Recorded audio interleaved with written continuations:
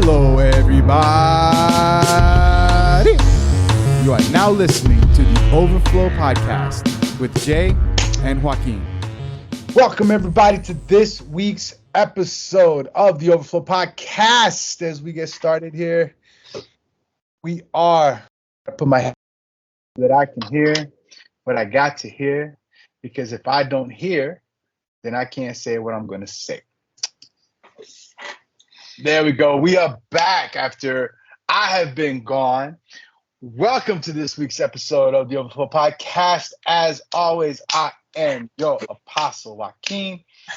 And we've got the bishop. I can't say 99-cent store Mark Anthony anymore because their prices have gone up.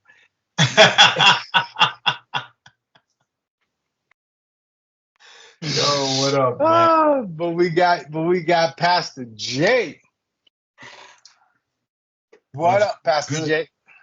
What's good, man? Welcome back.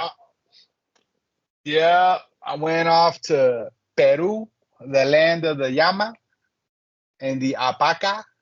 The Yama Mama and the Mama Yama Mama and the Mama Paca. So we're back. We're finally gonna get back to rolling. Even though I come back with a schedule change, so we're gonna see how that goes. Because always things can't be easy, right? And why should they be? Because we're old. It's hard for us to change. This is true. This is very true. It's hard for us to change. But now we're back. We got just a couple of things we'll talk about some updates. And then we got a thought that we want to throw out there that was inspired by a podcast that Jay listened to. So we're going to see what Jay got to say and what I'm going to respond with. What craziness you going to respond? Nah, I think be good. I think you resonate with what this is, because we've spoken about it in our one-on-one conversations and our rants. Yeah, so now we're just gonna see if we can get ourselves running, gunning, and ranting. All right, good. Tell us about your trip. So the trip. How was visiting your wife's home country without your wife? So it was peaceful.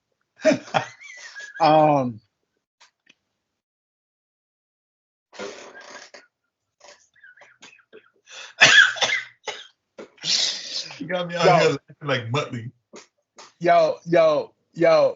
Just think about how, like, if the first time you went to Poland, it was just you, and you just kind of do a tour, and it was just kind of like, oh, I chilled. It wasn't like, oh, we got to do this. You got to go see that person. You got to go talk to that person. Oh, we got to go do this. It was just like, hey, I'm here, and I'm going. But it was nice. Actually, I can't say that. Right? I can't say that because remember we were there for like 5 weeks. Right. And then we were there over Easter. So I think we visited like 4 people that weren't going to make it to Easter. And then Magda's friends, right? Her best friend since like grade school. Right. So that's like, like they grew little, like they grew up with each other. But for the most part, I met everybody at Easter, right? They all converged at one of our houses at Easter. So it wasn't a lot of visiting. So we did the missionary stuff that we went there to do. And then we did Auschwitz and a bunch of, and then, touristy things and stuff like that. But I did all the touristy things. No, it was chill. It was fun. We went to it was cool. So we went to this, we got into Lima, and then the next day we flew from Lima to a town called Arequipa, which is in the south. Arequipa is known for its white buildings made out of this white rock. So we actually went to the quarry where that white rock was. Limestone? No, it wasn't limestone. It was like, how was it? It was like made out of volcano, or it was volcanic rock that was like but it wasn't volcanic rock. It was you're made gonna out of go like to the the. city and not take a picture of that church. I did. You did? Yeah, I did. You didn't. I don't know what church. I don't know what church you're talking about. I'm always like, yeah, I did. Catedral de Cusco. De Cusco. Well, I mean, Arequipa is Arequipa. Cusco is Cusco. No, I know. I'm just going by the Disney. Was it Disney? The Disney movie? The Emperor's New Groove. Ah. Yeah. Basílica Catedral de Arequipa. Oh, yeah. I did send you guys a picture of that. Nah, you didn't. I did, bro. Oh, look. I didn't send it. I didn't send it from that angle because I wasn't that high. But I did send a picture of that church. Oh, that's it. Oh, that church is dope. Yeah, inside, yo, it was crazy because like. Oh, okay, yeah, I remember now. Yeah, you did. Yeah, it's crazy when you walk in, like they turn people away for having shorts on. Oh, that goes with what we're gonna talk about later. And when if you had a hat on, they would like point. Yeah, that happened to me. That happened to me in Poland, where I wasn't really paying attention because, like, you know how we are, because you're the same way with like the old historic churches, the architecture, the Right. Gothic style and all that stuff. I was so fascinated. So my dad took me to the country's oldest monastery. Right, like there was a whole war against the Swiss, and that was where the king, the first king of Poland, was baptized, and then he declared Poland to be a Christian nation. So his baptism, it somehow miraculously expanded it, so the whole country of Poland was now baptized as well.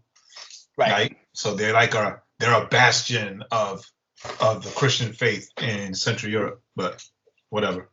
And I was just fascinated by the architecture, the design, and the building inside. That I'm just like, everybody's waiting for the tour, and I'm not gonna understand that guy anyway. So let me just go. And Michael's like, baby, papi, and I'm like looking around, and then this priest came out of nowhere. Swear, he was like a ninja. Came out of nowhere, right, and started like very sternly speaking Polish to me, and I'm like, right? I was like, I don't know what you say, son. And then he points to his head. I was like, oh, sorry. And then he points to the door because apparently I walked into someplace I wasn't supposed to be. Ah, nice. So I'm just like, wow. Yeah. So yeah, I feel. Yeah. That. So yeah, man. So we did Arequipa. Arequipa is where I ate cuy, which is guinea pig. Yo, I ate cuy, fried guinea pig. Yeah, it's volcanic stone called. Yeah, but it's not made out of lava. So the tour guide was like, it's technically not really volcanic. What it is when the ash settles, mm-hmm. and then it becomes hard. So it's not like, because when you say volcanic stone, that's usually because it means from the lava. The lava. Right. I was like, the thing, the hot melts everything. Lava. Lava is where you get. It's called sijal in Spanish, and it's a variety of rhyolite, which is a type of volcanic rock, not from. So, right. Yeah, so we went there, right. And I sent you the pictures. The fragment and the ash of andesite lava. So it's either white or like a pink. Right. So I sent you pictures where they carved they carved stuff out of the rock and all that stuff. So but Arequipa, that was dope. Like we right. Chill, beautiful city. I had cuy. I ate guinea pig. My wife was amazed that I did. Not your system. This dude went all the way to Peru to eat a rat. You have to. You can't eat them here. Well, you're not. Technically, you can't eat them here. Even though somebody told me at an Asian market here in Georgia, you can buy a guinea pig. Yo, son, with all of the immigrants in New York now, there are people selling guinea pig, rotisserie guinea pig in New York City right now. So wow.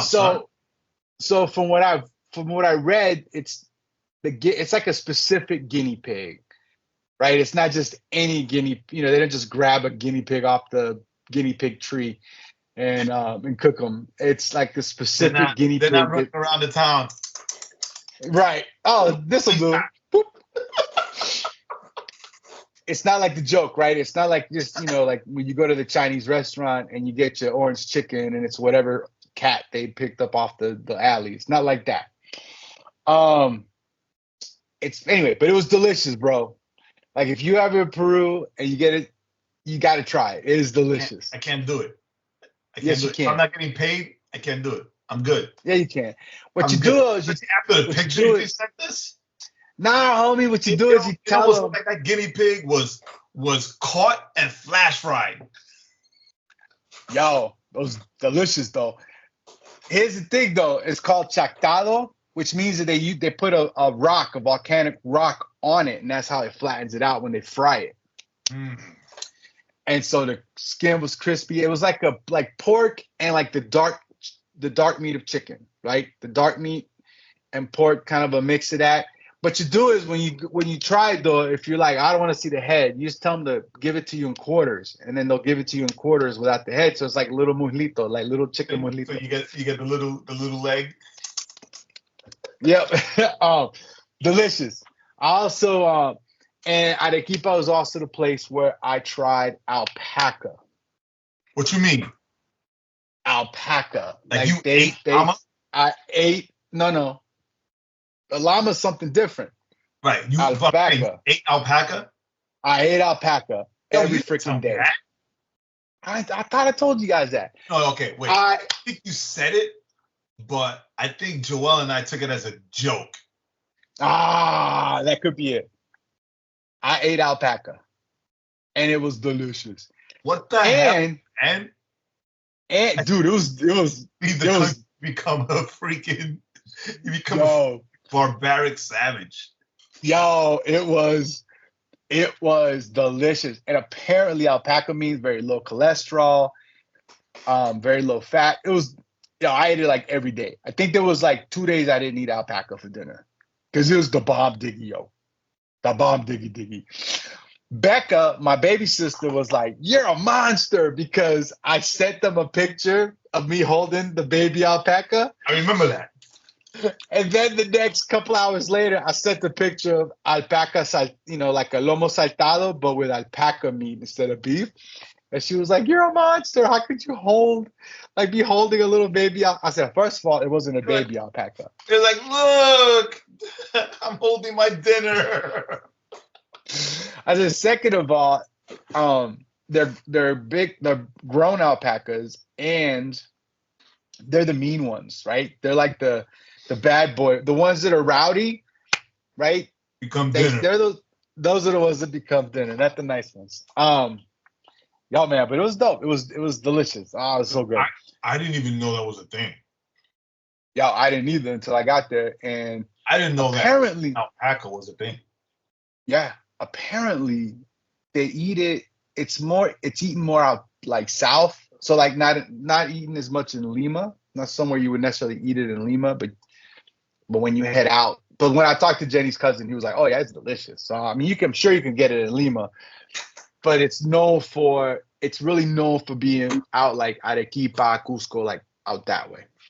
So I went to Arequipa, I did that. Google says that alpaca meat is eaten in many countries, including South America and Australia, and is considered delicious. High in protein, low in fat, and has the lowest cholesterol level of any meat. Alpaca meat is also mild, tender, and takes on the flavor of marinades and sauces. It has a third less cholesterol than beef. And the total fat content is around 6 to 7%. Yo, can I say it? Can I say it again? Legit. I actually looked to see if I could buy it here. So it's funny. It takes on the flavor of the marinades. So, wow. Now you're like, if I marinated in guava sauce, Oh, alpaca ribs and alpaca steaks, baby. my guava barbecue sauce. With a nice mango pineapple chutney rub. You see? Delicious. So anyway, we went arequipa. I mean, gerbil. I mean, guinea pig. So yeah, man. So food, right? So went from there. I'm gonna tell your niece and nephew you ate rat. Show them the picture. I'm gonna show them. I never showed them. That's true. Then we went to Puno, which is where Lake Titicaca is. Always fun. Always fun to say. So depending on who you speak with, right? If you speak to a Peruvian, the caca part is over in Ecuador or Bolivia, wherever other country it is that it touches. I can never remember. Bolivia. So like if you speak to a Peruvian, they're like, oh yeah, this side is the Titi part. The other side is the caca part. According to the map, that's how it's split. And then Bolivians they split it just like that. They split it right. They split the word. The Bolivians are like their side is the Titi part, and the Peruvian side is the caca part. So, so I went there. Got to go to the Uros Islands. And the Uros, Uros. They're people that live on the islands that are in the lake. They're in the lake that are man-made. Right. So these people make out of like the tall grass. They make these islands, and every 10 years, it's interesting. Every 10 years, they sink. So when it starts getting to that 10-year mark, they like start building a new one, and then they just move everything over. They sink or the lake rises? No, they sink. So think of like hay. You know how hay is dry? So after so long, when it gets wet, so they keep stacking it on top of each other. And then, but after a while, it just sinks. So they just built a whole new island. It was interesting because each little island has a family. Each family is no. Wow. Okay, you're looking at So they like every so many years or every year. That's so fascinating how they can think of that and create that. Right. And it's crazy because like the tour guide was like, you're gonna think it's made up. You're gonna think it's like a Disney attraction, right? Like something you would see in a Disney park. And I was like, man, what is this fool talking about? But and I sent you the pictures. When you look at it, it does look like, wait, this can't be real. Right? It looks like the old Small World ride. Yeah, exactly. And so look at that. But that was fascinating. That was real fascinating. Those people have been those people are pre-Incan, right? So they were there before the Inca. So then what are they? They're what was it called? They're called they're called Uros. They're pre-Columbian, so pre-Inca. So the interesting thing. Well, let me back up. And then we went to this lake called Taquile.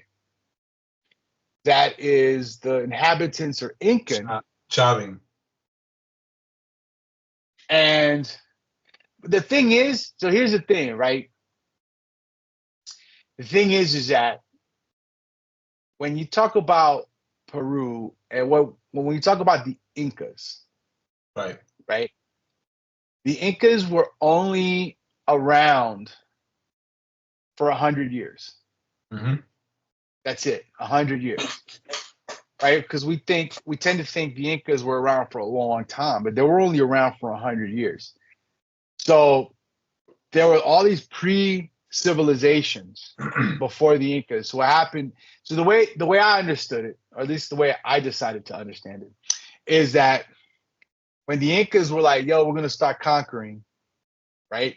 They conquered, but then they also adopted some of the best stuff that these pre-Inca civilizations were doing, and just kind of incorporated it, right, into what they were doing.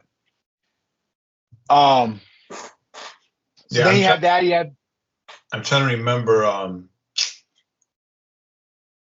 What's the guy? The guy Albert Lin. He had a Lost World episode in Peru, right. and he mentioned no, I'm trying to remember the name.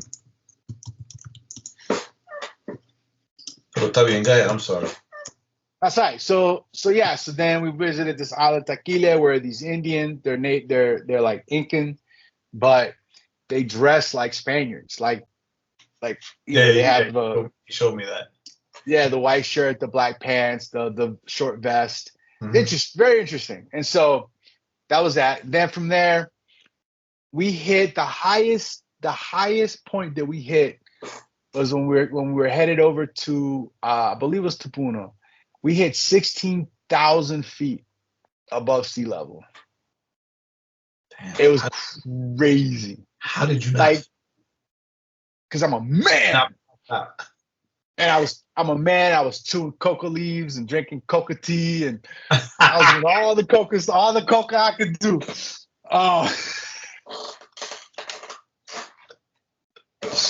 It is also illegal here. Right, it's illegal here, but it's the leaves, right? And all it is you're chewing. Yeah. It releases. Remember, I had a friend. I gave you some when I worked at the newspaper, the Spanish newspaper. That the Bolivian girl, she brought me some coca tea, some coca leaf tea. I gave you I gave you some. I don't remember that. All I know is that I wanted to bring some with me, but then I was like, my luck, my bag will be the one they check because it's illegal to have here. But all it is just it. So the natives, right? The time she visits. Yeah, the natives. It's illegal because I looked into it. No, it is illegal. It is illegal. But all they do, they chew it just to it helps them with the altitude. It gives them energy, whatever. Mm-hmm. It's dope stuff. So anyway, went from Puno, then we went to we had some stops along the way. I bought this coffee. I sent you the picture. This Koki coffee. That it's several years ago out of was it Kuala Lumpur? I can never think of how to say that. They came out with this coffee that was like super expensive because there's this little animal that and it's the cobri, that's what it is. It eats the coffee bean, right? Because it's sweet, so it eats it, but it can't digest the bean. So the bean passes through the intestines. So you ate rat, you ate alpaca, and you drank poop coffee. Yes. And the poop coffee, as you like to call it, sir, dude, it was good. Because what it is they swallow it, they poop it out, they pick it up, they dust it off, they roast it, then they grind it, or you could buy the whole beans. So that process takes out I forget how much of the acidity of the coffee, so you could just drink it straight up, and it's got this sweetness to it. Dude, it's so good. Everybody was like, "Oh my god, I can't believe you drank that." I'm like, "Why not?" You already ate rat. What the hell? Stop being, ditty about it. So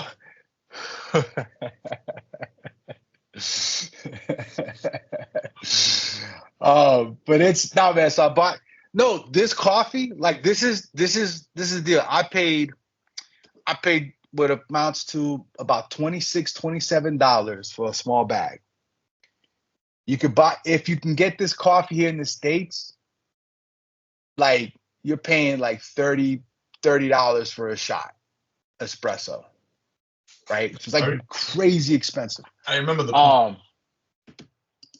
But the one that was the most popular, that was popularized first, was from out in Asia. Was it Kuala Lumpur? I can't say it. Kopi Lumpur. Squatty coffee. But anyway, so we did that. That's Kept going. The Kopi Luwak. Yes. The Kopi Squatty is the animal that poops it out. Cute little animals, man. And apparently, and they train them. They train them to go and poop, like to go to a place, to poop, so they can collect the coffee. That is hilarious. Then we went to Cusco, which was the capital of the Incan Empire. Cusco, which Machu Picchu, right? Right. One of the modern 7 wonders of the world. The emperor lost his groove. Right, where the emperor lost his groove and became a llama. So that was dope. Luckily, not an alpaca, so that he doesn't end up on a plate. He doesn't end up on a plate. So yeah, man. So we went to Machu Picchu, bro. It's freaking like when you. I think in that movie they showed like cooked alpaca. I'm gonna have to watch that movie again. Word. I was thinking the same thing. Yo, when you go to Machu Picchu and you climb up the steps, and then you hit that first stop, and you look out to what is known, like what everybody sees in the pictures, right? And you just see that laid out in front of you. Mountains, blue skies, the clouds look like they're just hanging, like they've just been placed there. Like they're just floating in that one spot. Wow. Dude, it's breathtaking, bro. Breathtaking. And so then, as you learn a little more about how they built stuff, and like the question is like, how did they build this stuff? Because it's like, they're all the way up there. Now they built it. Cities. What was that? The cloud cities. That's what Albert Lin called it. Referred to it as the cloud cities up there. Yeah. So it's like you're like, they built it up there because if they built it near the bottom of the mountain, then they're susceptible to landslides and rock slides and stuff. Mm-hmm. So they believe they build them up that high, right? Because it's safer. But then it's like how they built it. Like, how did they get these massive rocks? So one of the things they would do, they would break up these big rocks, move them, and then piece them back together. Yeah. Right? It's so. It's just for our listeners and viewers, look up Lost Cities with Albert Lin, and I think it's the Inca one, the Island in the Sky one, where it's fascinating when they see how the rocks are meticulously carved, right, and then pieced back together like big old puzzles. It's amazing. So that's the other thing. So in Cusco, we did a tour the next day. We did a private tour with the guy that rode with us from Arequipa to Cusco. Or was it from Puno? Anyway, the guy that rode with us might have been from Puno to Cusco. We ended up hiring him to do a tour of the city. Yeah. So he takes us to this church in Cusco. So what the Spaniards did with the Dominicans, the Jesuits, right, the Franciscans, they're like the monks, right. So what the Spaniards did two things. Number one is almost every Catholic church that is like mad old in Peru, that is from that traces itself back to the 1600s when the Spaniards showed up. Almost all of them are built over Inca temples. Makes sense. So, right. So what they did was they knocked the temples down and then built the church on top of the temple using the same rocks that the temples were built out of. Because it was like, it's right there. We can just use them to build the church. In Cusco, the main church, it was cool because later that day he had to go, but me and my mom walked through. There was like three different chapels that they had got built out over the years, right? So that was built on top of a temple. But then we visited another church that was built on top of a temple, where they took down the plaster, because what they did was this church, the walls were so well built that the monks were like, there's no need to tear it down. They just plaster over it, paint religious iconography. And then and so then over the years, like now, so because you can go and tour it, so they left one little piece up where you can kind of see like the plaster that they, how they plastered it. But these walls are so well built, there's no space between them. Well, right. These bricks are like Lego pieces, like literal Lego pieces. You have the indentions like you do in a Lego, and so they would just pop, pop, pop, pop, pop. Yeah. The other thing the Incas did that was fascinating, right? You talking about people without any. This is why I say it was really the aliens. None of their, like, if you look at your house, our doors are straight up and down, our door frames.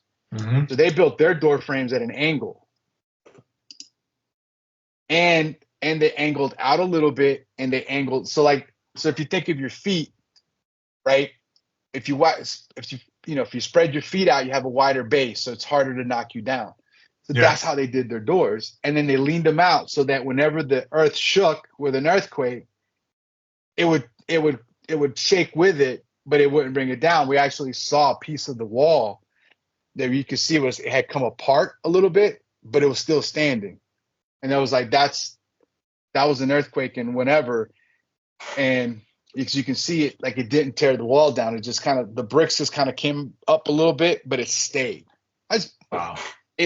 Aliens did this. It was brilliant. So yeah, man, so that was it. Then, you saw the pictures I sent. Machu Picchu was absolutely breathtaking. And then we went to Lima. Lima was our shortest part of the trip. We were only there like a day and an evening. We was able to go visit the mother-in-law and the father-in-law and the sister-in-law. Okay, that's dope. I didn't know that. Yeah, and and my mother-in-law it was great because we knocked on the door. So my wife's cousin, Jenny's cousin, picked us up, and her sister Nancy knew we were coming, but they didn't tell the mom. So when he knocked on the door, and she opened the door, it was just me standing there, and she was like, Quinito. Like, she was just completely shy. Like the whole time we go in and my mom is there, we're all talking, and the whole time, like 3 or 4 or 5 times, she was like, Quinito's here. Quinito's here. Like she was so surprised, right? Which is very nice. And then we had, so we had a little kind of a light dinner with them, and then toured Lima the next day. And the coolest thing about Lima that we toured, that we saw, was we went to this museum where they had pre-Inca like pottery and jewelry and all this stuff. And you look at it and you're like, like you can see how the Inca kind of took from these folks. Yeah. But we're talking thousands and thousands of pots, like pottery that's intact. And some of them were faces. Wow. So you could literally, like, you're looking at, like, that's what they looked like in, right, 1,000 or whatever, 2,000 years ago, pre-Jesus, right? Pre-Jesus. 3,000 years ago. So now, man, so then we came back. Yeah, man, but it was a dope trip. I can't wait to go back. We're supposed to go back in December for 2 weeks for Christmas, New Year's. You and Jenny? Me and Jenny and Mia. So I'm excited to go back because there's two things that we're going to try to do. Well, there's two things. One, I want to go see the Inca ruins that are outside of the city. Okay. And while we were there, they actually they had uncovered over the last several years some temples pre-Inca, like massive, and they had them all behind like this gate, like this fence that they're still digging out. So I'll do that, and then number two, what we're going to try to do is go swim with the sea lions. What? Yeah, so in Peru, there's an area by the coast. One of my gym friends, like he went and did it, and he said it was amazing. Many years back, but you get some life vest on you, and you go swim with the sea lions. And he was like saying like the sea lions will swim up to you and play with you, and like put their mouth on your hands and like shake it a little bit, like just playful, like playing with you, and then they swim off. Yeah, man, it's awesome. Yeah, man, so I'm super excited about that. It's funny, right? Because Jay's Googling it as I'm saying, swimming with the sea lions. No, I'm not Googling that. Curiosity hit me about something. The daughter, Milena, she hits me up with I want to swim. I want to swim with the manatees, but it's illegal. I'm like, no, it's not. She's like, yes, there is. There's a place here where you can swim with the manatees. And then she did some obscure reference I know nothing about. But I just said, no, that is illegal. You can't swim or pet a manatee. So I sent her the link. It's like an hour north from us. Like we're planning on going. That must be like a reserve, like a. It's a manatee reserve, yeah. Yeah. It's a manatee reserve. So get on a plane, bring our grandson, and let's go swim with the manatees. And she's like, oh my God, this is amazing. I didn't know this existed. I'm just like, yeah. It's something we plan on doing in the summer. Yeah, so listen to this. We're getting distracted. I don't care. So this is an excursion. You go swim with the manatees. You start on this island where you look at, ships, whatever, blah, blah, blah. Who cares? Then swim with the sea lions, you mean? Right, for the sea lions. You be on the way to on this one, you go and you see these like ships and then you go to you pass the island of San Lorenzo with this history of pre-Columbian times. Palomino Islands? Huh? Pre-Columbian. Palomino Islands, where you swim with the sea lions. Oh, Isla Palomino, yeah. Swim with wetsuits. Large colony of sea lions. You can swim with them. But before then, you can go see the penguins, the Humboldt penguins. The Humboldt penguins, that's right. I forgot they were down there in Peru. So, yeah, but you know what the best part about this is? And then we'll move on. The best part about the sea lion thing is my gym buddy, when I was telling him I was going to Peru, he's like, oh man, if you can, you got to go swim with the sea lions. I was like, well, I'm not going to be able to. But that sounds dope. Are they not dangerous? No, that's what I'm telling you. He says like they'll swim up to you and they'll like play with you. They're like, you know how like Charlie, my little pup, she'll grab you with her teeth and you can like wrestle with her. She's like, I'm asking because I'm looking at pictures and they're like hundreds of them. Yeah. They're like 800-pound animals, bro. No, but there are hundreds of 800-pound animals. I get that. But no, man, they're chill, bro. No tengas miedo, bro. No tengas miedo. Be careful. There are also dolphins. I ain't worried about the dolphins. I'm more worried about the dolphins than the sea lions because dolphins are rapey. Yeah, they're aggressive. They're aggressively rapey. No, man. So my gym buddy was like, no, they'll swim up to you and they'll grab you in their mouths and they'll do like, like a little puppy does. They're like, woo, and then they just wait, and then Like, Yeah, this grab you in their mouths and then drag you down to the bottom. No, they don't, man. Don't be a coward. And then there's a dog waiting there for you. He pays the cigar. He pays the sea lion. No,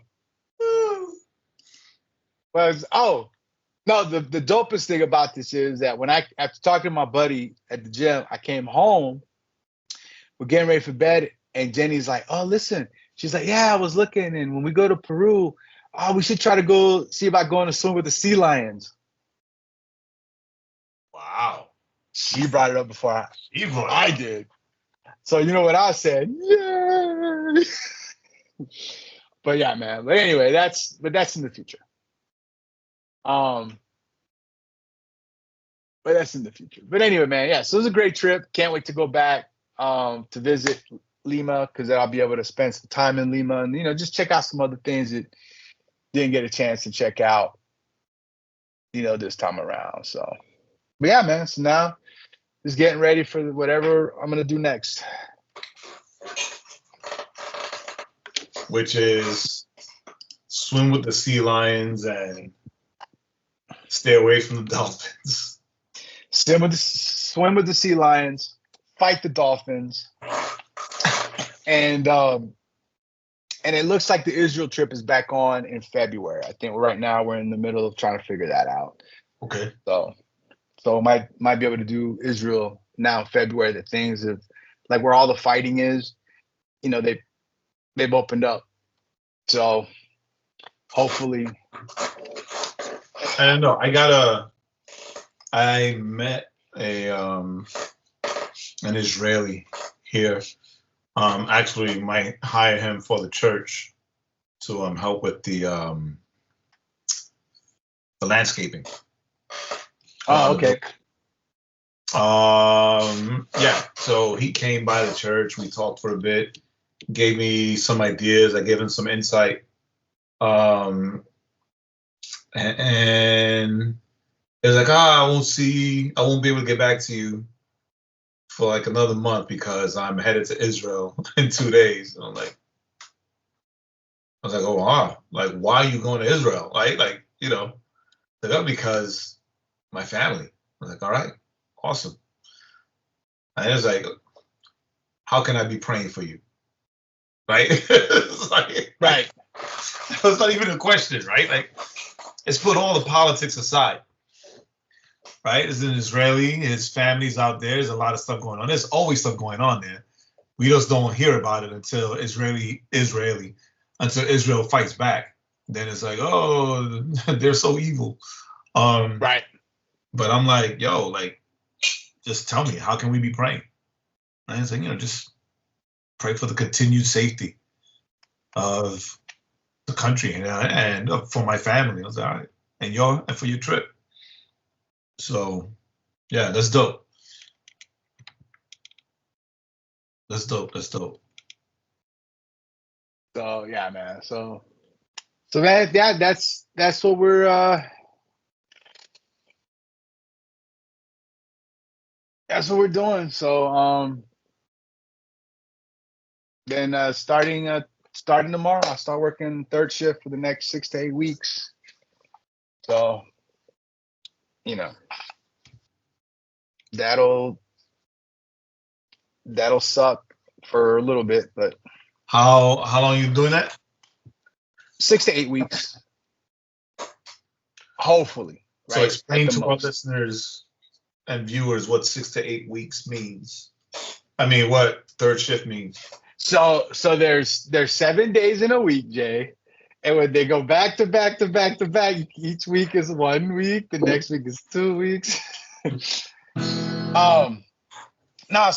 Third shift for us where I work is 10 p.m. to 6 a.m. So I'll be working 10 p.m. to 6 a.m. Monday through Friday. Yeah, overnight shift, which is honestly, I need a break from somebody that I work with. So this really works out. So works out well. Yeah, so works out well. And then I'm gonna dedicate myself to using this time to like really ramp up my workouts and then try to get down to 200. Okay. We're as close to 200 as I can in the next six to 8 weeks. So, doing that. But enough about Joaquin's Peruvian adventure. What up, Jay? What's the update with the church? What's the update with stuff going on down there in the Florida? Those and the apple bottom jeans. Yeah, and the boots with the fur, called Uggs, by the way. Uggs. Ugly. It's bananas. Trying to remember the last thing I told you. But anyway, we are having our first official worship/interest night this Saturday at 6 p.m. I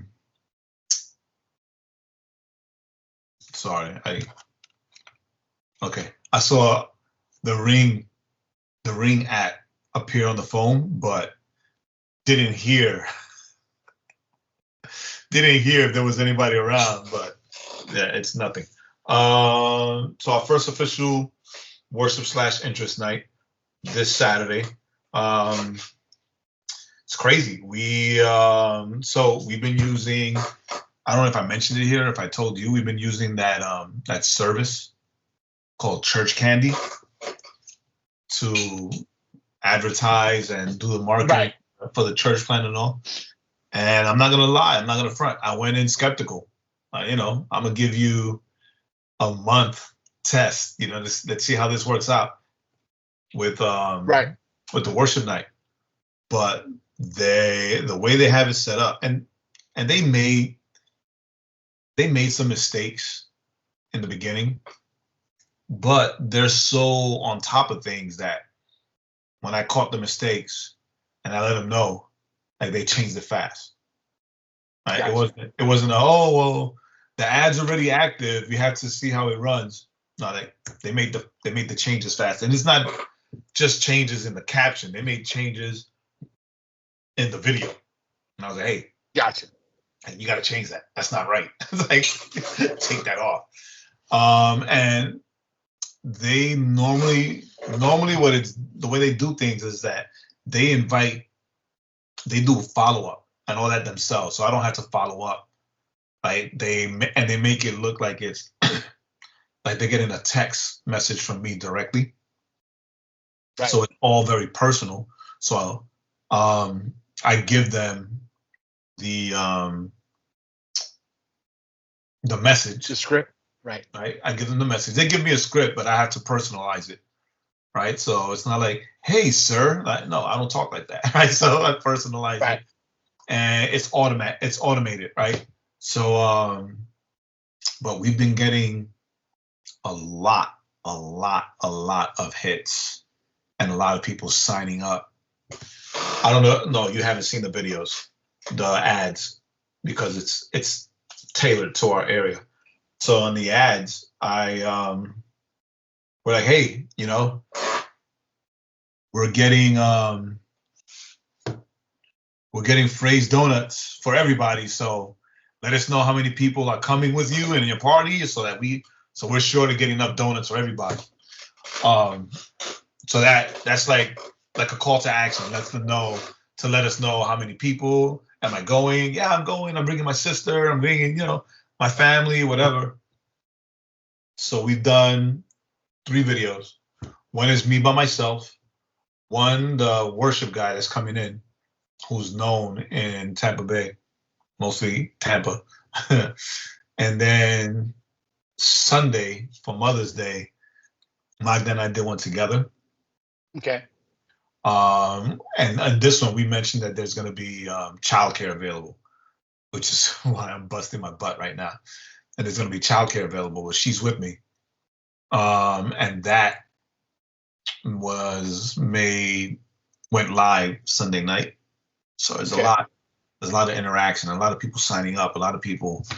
And then what personalizes it, what I think makes these guys stand out over the rest, is that they have this system set up that when someone signs up, they ask them, hey, where did you see, like, how'd you hear about us? Instagram, Facebook, whatever, right?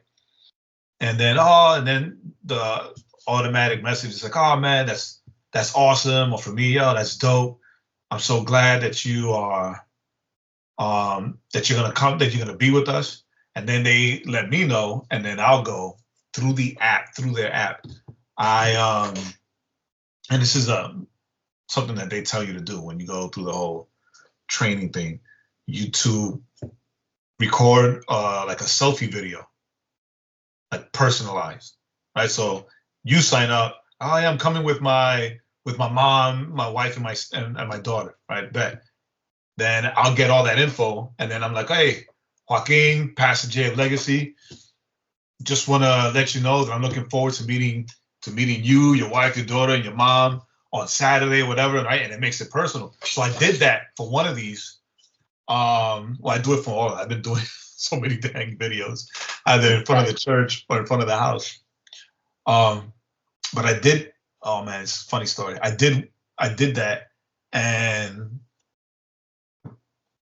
so it comes across like a text message, and then they text back, and I can get the text. And so I did the video, I sent it, and this one lady was like, "Oh man, that's so awesome! I got your video when I was inviting my sister." And we both saw it at the same time. So my sister's coming now. So I'm like, oh, dope, let's go. And then the funny story, one lady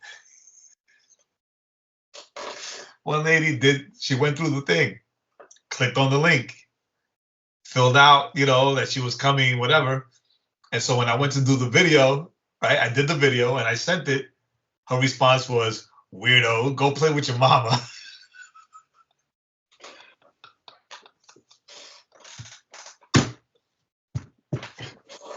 I was telling, I forgot who I was telling. I was like, yo, if it wasn't because these messages go through the app, I would have been like, my mama don't like me like that, though. It's all through the app. So I just left it alone. I ignored it. That's a lot of work for a troll. It's like, yo, you went through. It's not even like a paywall where you go and you sign up. Oh, 5 free days, right? Like you went, you saw the video, you read, or so some of them are videos, or some of them is the image that I just sent your boy, the flyer.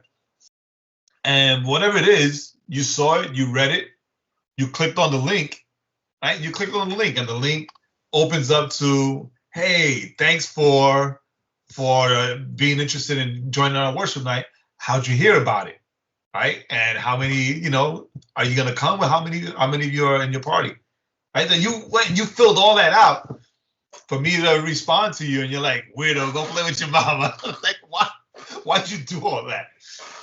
So instead of responding, I went and I looked them up on Facebook, and Facebook full of Bible verses and quotes and stuff. So I'm like, yeah, it must be like either she was, oh my God, either she was high in a bad mood, or she had a jealous boyfriend that saw the picture of me, and just like, because it's a picture with the link to the video that pops up. So the picture of me was just, I don't know who that is, but at least they were nice. Go play with your mama. Okay. Hey, Mom, I'm coming over.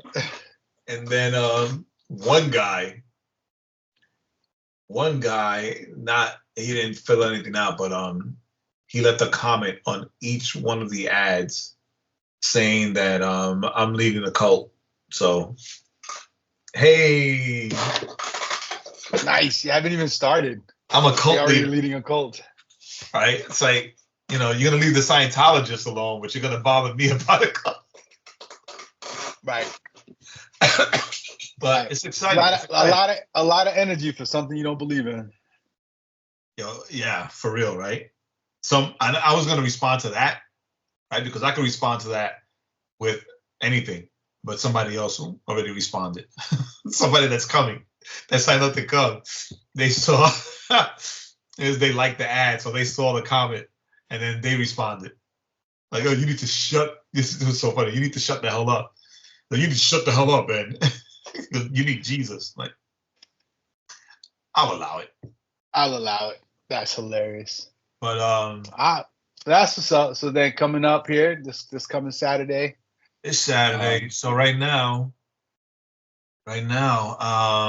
we've been cleaning out.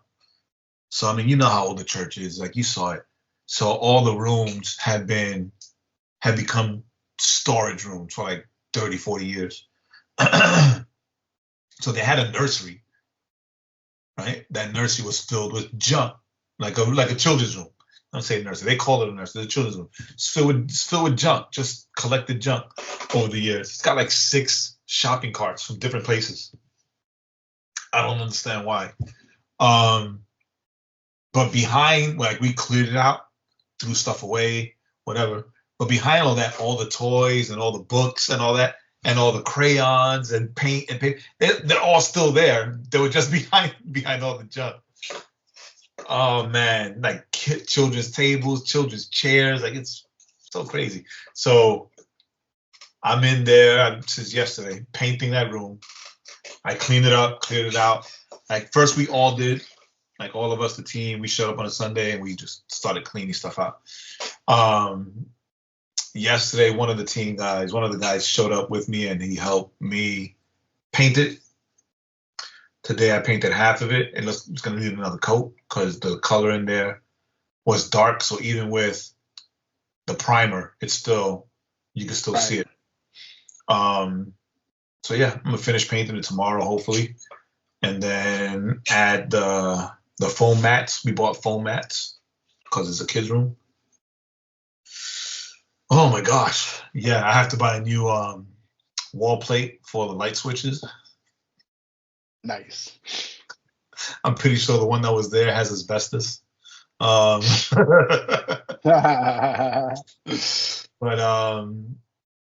yeah, somebody showed up today and they were like, "Oh man, what are you doing in this room?" It's like, "Yeah, I'm giving it back to the children." And it's like, "What children?" It's like the children that will be here Saturday, because a lot of families signed up. So bring it back for the children. Like, let's go. Right? This will be the children's room again. I'm gonna start children's ministry again because this is what we're doing. And then, this is funny. You're gonna love this story. Happened today. And he was like, "Oh man, that's awesome." And then somebody came in, wanting help for community service, right? For the judge, got a little thing. You need to do community service. So I was like, "Oh yeah, I'll sign your sheet. Pick up a roller. Let's go. Right? Give me 2 hours right now. Paint that wall." I was like, oh no, I can't. It's like, so I'm not signing your sheet. I was like, oh, but I gotta get home. I got things to do. And then one of the church members, remember, they're all old people right now. So one of the church members was like, "What you gotta do? You go over here. You coming out of the church talking to the pastor that you need help with your community service. He's giving you opportunity right now. You ain't got nothing to do." He's like getting in his face. "You ain't got nothing to do. You want something to do? Pick up a paintbrush. Let's go." And I'm like, "I'll be here Saturday morning." It's like, I'm not gonna be here Saturday morning.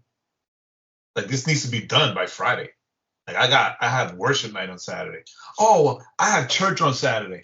Like, "You have church on Saturday? So then pick up a paintbrush. And you want me to sign your community service sheet? Do some community service." And he said, "No, but he said, "I have to go to church." This is a grown man. "I got to go to church with my mom Saturday morning because my mom is Seventh-day Adventist." I was like, "Dope. So your mom is Seventh-day Adventist. What are you?" And they're like, "Oh, I'm seeking." "So you're not Seventh-day Adventist?" "No, but she wants me to go with her. She also wants you to not go to jail. So you can." So I'll sign your community service sheet. Pick up a paintbrush, right? Pick up a roller. Yo, he didn't do it. The old guy was like, "You ain't serious. Get out of here. Stop wasting the pastor's time." And I was like, no, but no, I don't want to hear it. "No, but seriously, I don't want to hear it. Get out." It's like, get out, wasting the pastor's time. Don't you see he's painting by himself? Get out. He kicked him out of the church.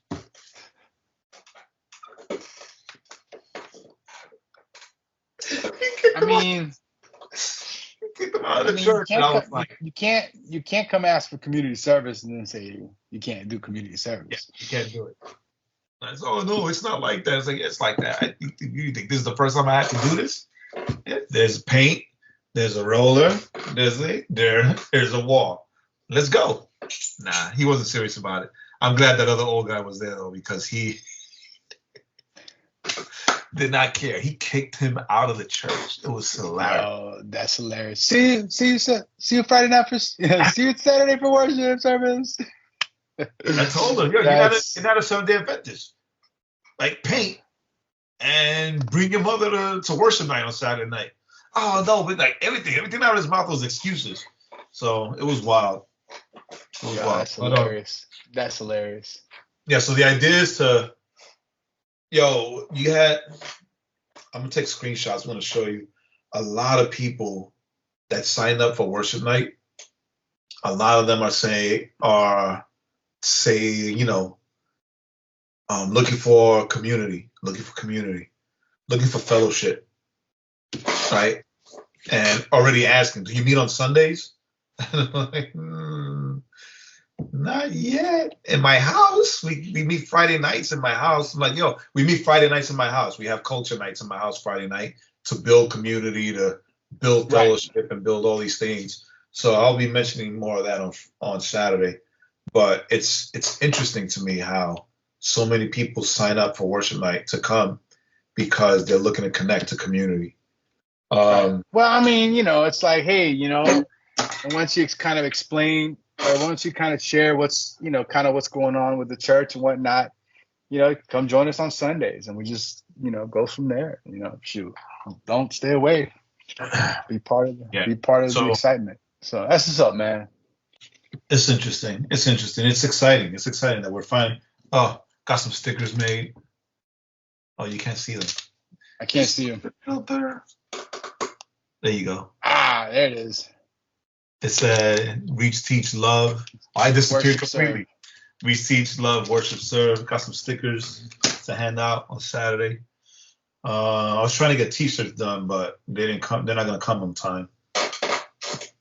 I wanted to give away T-shirts for everybody that joined. That's what's up.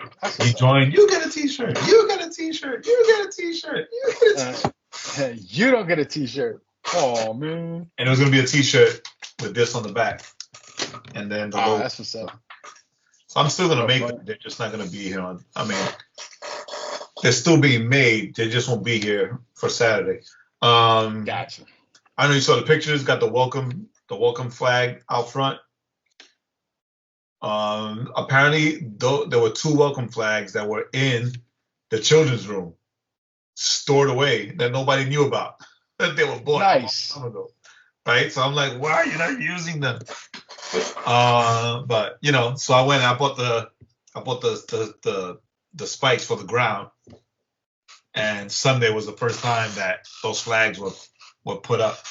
Bought a banner for Saturday, Legacy Worship Nights. The sign, the street sign, the lighted street sign, the old school church street sign. That was changed today. It should have been changed on Sunday, but it was changed today. So much. I'm doing so much by myself. I need my wife to come home. Right. So, yeah, here we go. That's what's up. It's just interesting, right? Because on Saturday, worship night, I preach on Sunday, so I'm gonna let them know that I'm preaching this Sunday, even though we got that interesting agreement going on for now. Right. So I'm gonna see if they come back Sunday. I got friends coming down from Georgia. One of them was a worship leader, so I'm gonna see if she takes my guitar and sings and leads worship on Sunday morning. And then we'll do a culture night on Friday. But then Saturday, I'm up in D.C. Like, we're going up to D.C. next week for the Foursquare convention. So and that's a week,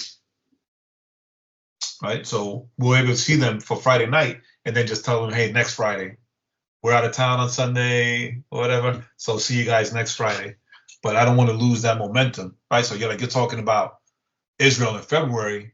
We were talking about going to Poland in July or for Christmas, but it's like we're starting to build this momentum now. We can't go to Poland in July because it's for the month of July, not for like a week or two, right? Right. We can't go for Christmas because if the plan is to launch after Labor Day, right, then again, that momentum, right? It's like, oh yeah, there's a well, and yeah, then, with everything that's happening, yeah, like to once those chips like start falling into place, you don't want to be like, oh well, let's hold off on that part right now because we're gonna go do this thing. You want to be like, let's get things. because then it's not, oh, we're going to Poland for 2 weeks. No, we're gonna go for a month or a month and a half. All right. So it's not, we can't do that. I told my like, yo, you can go on your own. Just go with the kids. Like, it's all good. But she's not going to do that. Because then also it's like, this will be, if the momentum keeps growing and we keep getting people and people bring people, right? Then this will be the first official legacy Christmas, right? As a church. So, oh, we're gone. Or my wife and kids are gone. I'm here by myself. Right. So yeah, it's for this. Yeah, for this first year. Yeah, and it's like the first. I think what is it? Isn't it like the first 2 or 3 years? There's no such thing as vacation. Yeah. Well, there could be, but we can do a vacation. I was telling her like we can go to Puerto Rico Sunday night to Saturday. Right.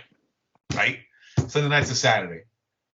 So we leave after service, be in Puerto Rico for the week, and then come Saturday night, right? And we good. Hopefully I have leadership that can do the culture nights, the fiesta nights during the week. ¿Verdad? Pero, I mean, this is what we came here for. Right. This is why the Lord sent us. So it's exciting. It's exciting to see this momentum and see this interest. So suffice it to say, the church candy investment has been worth it. That's what's up. Has been worth it. Right now, 87 responses. 87 responses, right? And a lot of them are families. So I need to hurry up and finish that children's room. Yeah. Because and then like it's easy because we fill it up with the toys that the kids outgrew. Right. All the toys the kids outgrew. Everything goes in the pilot. Put it out nicely. All these toys. We got a TV screen already to roll in there. It's gonna be dope. And one of the girls that joined us, she's from Cali, and she used to be involved in children's ministry in Cali. So, like, all right, let's go. And then one of the Polish women, her son, who apparently loves me, and isn't too sure about God. He's like 16, isn't too sure about God, but Pastor Jay. Okay, yeah. Right? Like Pastor, I'm still not too sure, but you're cool. So he went from, oh, I'm a 15-year-old atheist to, hold on a minute, you're a pastor? All right, so maybe God is cool because you're cool. So yeah, let's talk about that. So he'll show up. And he's gonna handle the slides. Right? He's gonna handle the slides. Right? Next. Yep. Right? Got to go to Fray's, get like 3 dozen donuts. And boom, boom, boom. See what's up. That's what's up. Exciting stuff. Yeah, reach, teach, love, worship, and serve. I had to add those two. But anyway, let's get into it. I would have loved to talk more about it or maybe we can save it for next week. I don't know how much time we have left. Now we don't got much time. Why don't we tease it out and then we'll because it's gonna be, we don't know how to tease things out. We know how to tease. Let's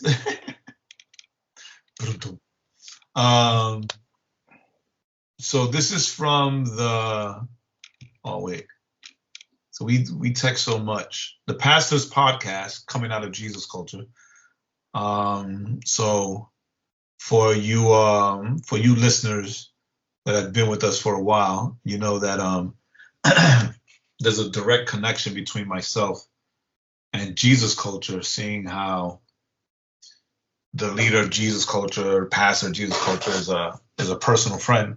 So he does these pastors podcasts where he has pastors speaking and coaching and helping pastors. So in this one specifically, it's the youth pastor edition. Since I'm subscribed, it just automatically comes up and plays when I'm driving.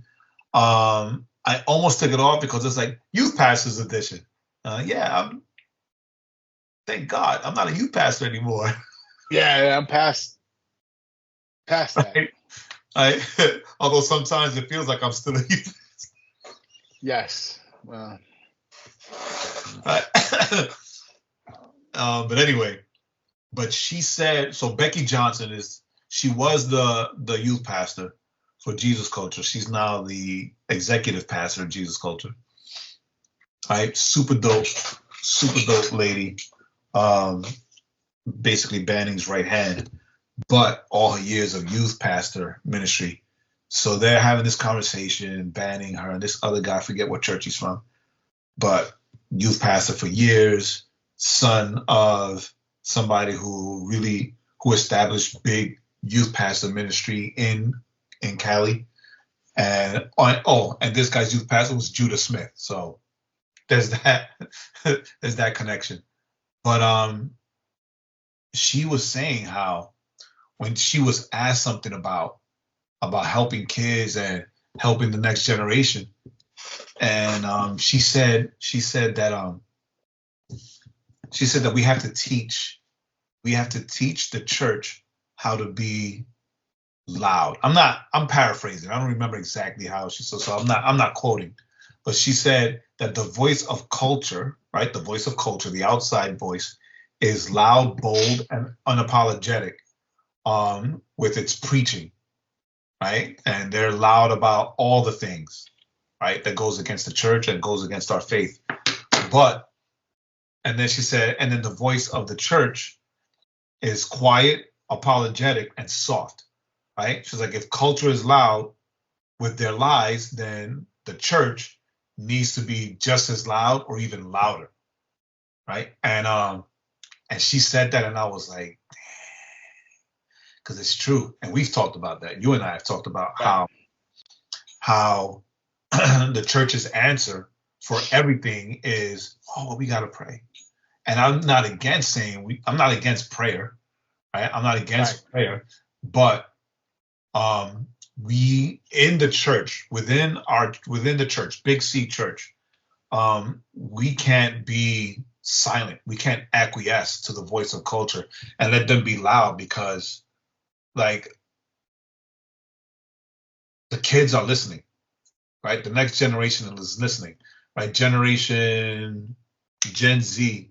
Is it Gen Z? Gen Z is supposedly the least religious generation, right? Most of them leaving the church. And yes, there's a lot of Gen Z people that I know personally, kids that are in the church, and but that has nothing to do with the statistic, right? So TikTok is loud, Instagram is loud, social media is loud, their friends are loud, right? The culture is loud, and then the church is quiet, or the church is, hey, or even worse, the church is a poor copy of the culture, right? Or they bring the culture in the church, and they're also a megaphone for the culture as well, because they put the culture above the kingdom. Right. Or they send, or people try to go into the culture, but then they're quiet in the culture. Right. Right. Because we don't want to offend. We don't want to whatever. And so yeah, so I think there's definitely some threads that we can pull on there. But I think that's that's the I mean that's the thing. It's like we've gotten to where we try to leverage the things of of culture, right? So but then we don't leverage it in a way to preach the gospel, Right. right? Because Jesus, I think Jesus was definitely, even though he was Jewish and he did things that Jews would do, but he was still kind of outside of that, right? He was still, that's why part of why he, hey, why are your disciples, collecting wheat and stuff when it's the Sabbath and nobody's supposed to be working?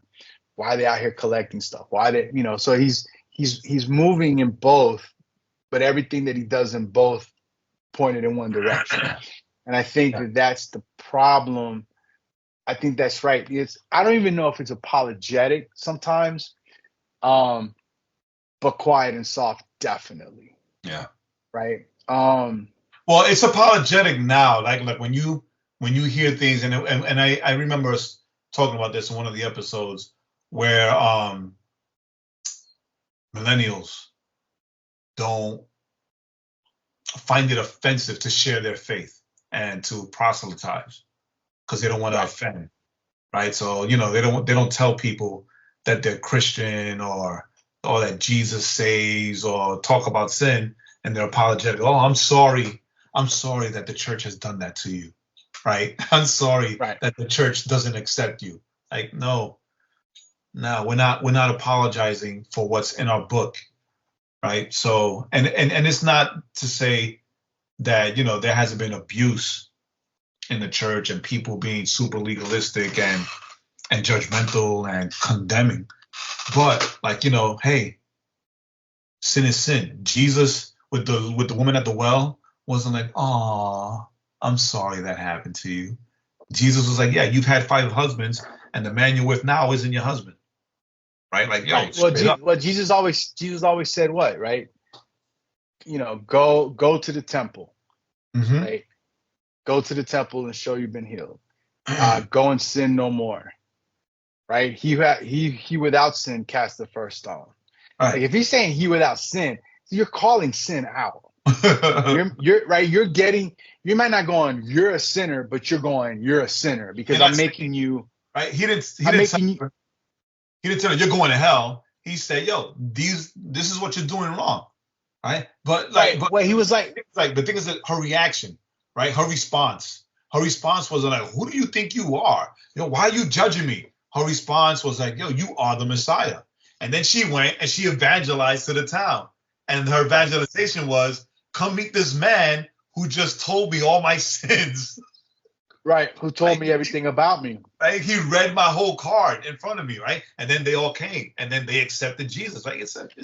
I think that what we miss, I think what comes off, why we come off soft is because we don't know how to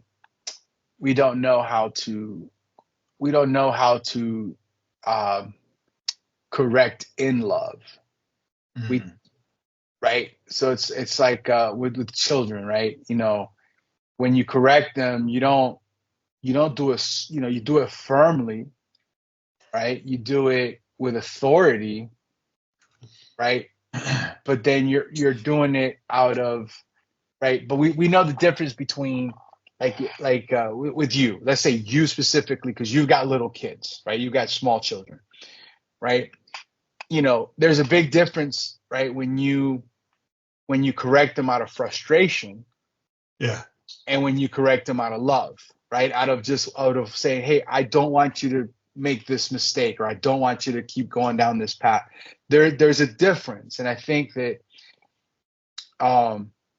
it's funny because I think part of it is we think that by correcting out of in a way frustration is loving, but it's not. I'm just telling you how it is. You're this, you're that. And so then we're like, well, I don't understand why people aren't accepting. I'm telling them the truth. Mm-hmm. Well, but are you telling them right? You're not telling them the truth in love. So you're coming off hard. Whereas on the other end of it, right? It's like I think was it you? We saw that little video on Instagram where the lady is like, I'm not gonna yell at my child, and I'm just gonna speak to them softly. And then it switched over to like the Latina mom, and she's like with the chancleta, and she was like, but sometimes we're like that, right? We kind of go way to the other side, and we're accepting, but to a fault. Right. It's like that video today, that pastor talk about these days, with the internet and with right. Like I agree with his statement, right? I don't agree with his delivery of the statement. Right. So I was saying, but his delivery, nobody's hearing him. Right. Where's the where is the love? Right. Where's the compassion? Where's the love in you're stupid? How do you know you're stupid if you haven't blah, blah, blah, blah, blah, blah, blah, blah. Where's Jesus and how he was saying it, right? Like where's Jesus in that? So but let's not get too deep because but that's just, we're gonna put a pin on it, and that's what we're gonna talk about next week. About so when Joaquin and I were kids, it's funny, when we were kids on the come up, the big thing that was said by Christian leaders, Billy Graham, artists, was about not compromising your faith, right? So it was a big thing about don't compromise. The world wants you to do this, the culture wants you to do that, but we can't compromise. I think we need to go back to like teaching that now, instead of like, oh no, you're just like everybody else. Nah, you're called, you're chosen, right? You're You're an ambassador. You're a chosen generation, right? So, but we'll put a pin. We'll 2 or 3 hours on this. Yeah, we'll unravel that next week, a little more, because there is some truth to that. There is some things we could look at when we were growing up that are still very applicable. Yeah. To today. So we're just gonna end it with that. So next week we're gonna take this quote. We're gonna kind of unpack a little more culture, maneuvering in culture, because that's what we got to do, right? And we got to look at Jesus, how he maneuvered in his culture. We got to look at how Paul maneuvered in his culture, and then what can we take from that that isn't wishy-washy. I'm just trying to people to say, oh wow, you're a nice guy, right? I don't want to do right I'm preaching, and sometimes I'm using words, right? With that whole St. Francis of Assisi quote, which we'll also touch on. So that being said, and the abuse of that. The abuse of that. So with all that being said, thank you for joining us. Thank you for just the update. Today was just a great day. Updated on me eating guinea pig and alpaca and drinking poop coffee, and with Jay getting called a cult leader, a weirdo, and told to play with my mama. And told to play with his mama. So with all of that, thanks for joining us. We'll see you next week. We will talk culture, soft, loud, obnoxious. As always, I am Joaquin, and that is still Jay. See y'all next week. Thanks for listening. Remember to go to theoverflowpodcast.com to subscribe to the podcast on all streaming platforms and catch up on all the links of the week. And don't forget to follow our playlist on Spotify.